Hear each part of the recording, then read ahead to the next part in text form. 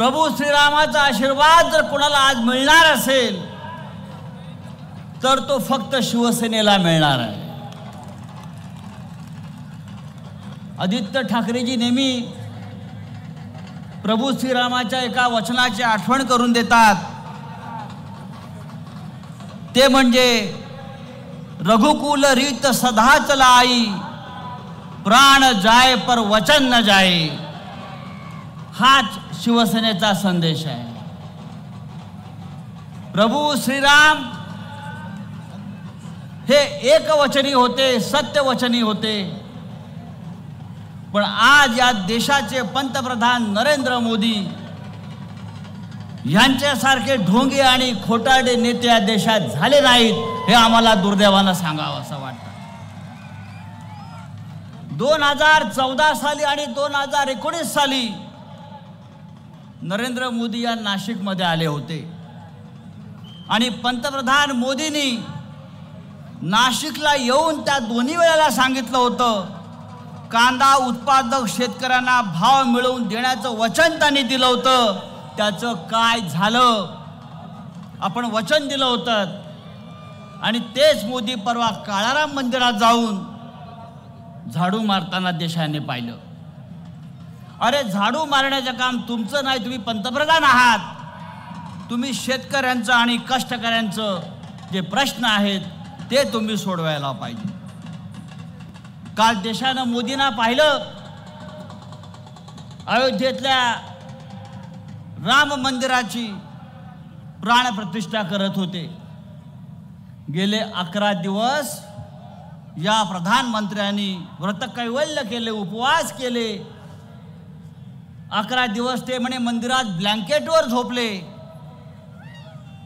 अरे या देशातली 40 कोटी जनता फुटपाथवर रोजच झोपते आहे, त्यांच्याकडे लक्ष द्या, हे ढोंगा कसली करताय?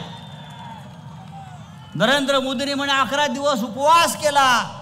या देशातली 80 कोटी जनता ही अर्धपोटी आहे, तुम्ही उपवासाचं नाटक कसलं करताय? ही नाटकं बंद करा।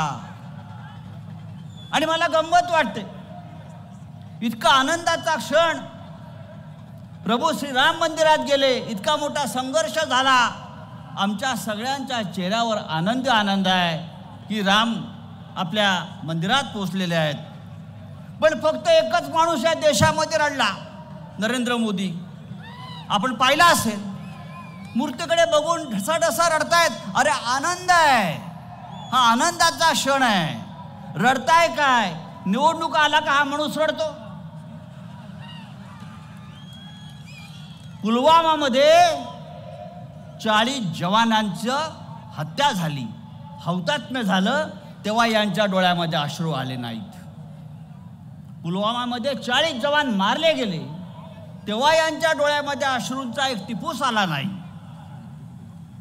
महाराष्ट्रामध्ये गेल्या 1.5 वर्षामध्ये 2000पेक्षा शेतकऱ्यांनी आत्महत्या केल्या, हे प्रधानमंत्री महाराष्ट्रात आले, त्यांच्या डोळ्यामध्ये अश्रू आले नाहीत। या महाराष्ट्रात देशामध्ये हजारो महिलांवर रोज अत्याचार होत आहेत, बलात्कार होत आहेत, या प्रधानमंत्र्यांच्या डोळ्यामध्ये कधी अश्रू आले नाहीत। पण राजकारणात निवडणूक आली की अशा एखाद्या प्रसंगामध्ये हे महाशय डोळ्यातून ढसाढसा अश्रू काढून रडतात। हे मगरीचे अश्रू आहेत, हे खोटे अश्रू आहेत, ते लक्षात घ्या। या देशामध्ये रोज भ्रष्टाचार होतोय, हजारो कोटीचा भ्रष्टाचार होतोय, तो भ्रष्टाचार पाहून यांच्या डोळ्यामध्ये अश्रू येत नाहीत, पण रामाची मूर्ती पाहून त्यांच्या डोळ्यामध्ये अश्रू येते। मला असं वाटलं की रामानं बहुतेक त्यांच्यावर डोळे वटारले असतील, तुम्ही इथे का आलात म्हणून। या देशामधली परिस्थिती अशा प्रकारे गंभीर आहे, या महाराष्ट्राची परिस्थिती गंभीर आहे। तिथे रामराज्य येत असताना, रामाचं राज्य अयोध्येमध्ये येत असताना, या महाराष्ट्रामध्ये गद्दारांचं राज्य आलं, हे आपलं दुर्दैव आहे। आणि म्हणून मी सांगतो, एकच घोषणा देतोय जी सातत्याने देशात देण्यात आलेली आहे, तख्त बदल दो, तख्त बदल दो, राज बदल दो, गद्दारों का राज उखाड़ दो, या प्रकारचा एक आपल्याला संदेश घेऊन या देशामध्ये जायचं आहे। काय त्या राम मंदिराच्या निमित्तानं घराघरामध्ये अक्षता वाटल्या. खैरे साहेब तुम्हाला मिळाल्या असतील, आपण काय केलं मला माहीत नाही. घराघरामध्ये लोक गेले अक्षता घेऊन, अक्षता घेऊन, अक्षता घेऊन. अरे अक्षता कसल्या वाटताय? आमचे 15-15 लाख रुपये वाटा, जे तुम्ही वचन दिलं होतं. तुम्ही 15 लाख रुपये आमच्या घरी घेऊन आला असतात, जे वचन दिलं असतं, तर तुमच्या अक्षतांचा आम्ही सन्मान केला असता.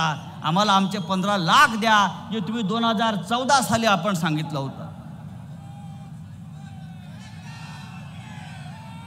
या महाराष्ट्रात नव्हे, या देशामध्ये,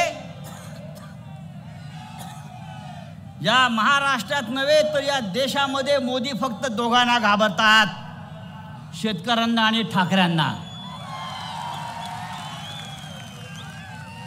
फक्त दोघांना घाबरतात, शेतकरी आणि ठाकरे.